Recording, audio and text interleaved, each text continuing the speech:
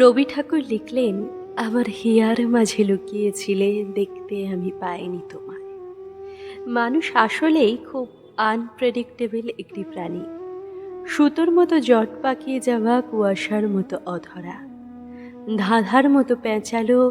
তারা নিজেরাই জানে না তারা কি চায়, কাকে চায়, কার জন্য মনের দোসর তছনছিয়া, কার জন্য থেকে থেকে চোখের উপর চুপুর জলে কাজল লেপটে যায়। সে বোকার মতো দাঁড়িয়ে থাকে, কষ্ট পেলে মাথা নামিয়ে নেয়। যে তাকে সর্বস্ব উজাড় করে দিতে চায় তাকে আঘাত করে ফেলে, আর অন্যদিকে যে তার সঙ্গ চায় না তাকে বুকে পুষে রাখতে চায় গোটা জীবনের জন্য। এতটুকু ভালো না বেসেও কেউ কাউকে এক আকাশ সমান পেয়ে যায়, আবার এক সমুদ্র ভালোবেসেও কেউ কাউকে এক বিন্দুও পায় না।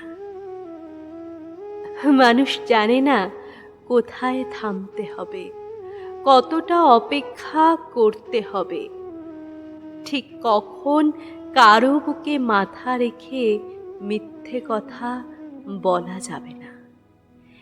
একবার কারো চোখে চোখ পড়লে আর কোনো দিন একা বাড়ি ফেরা হবে না।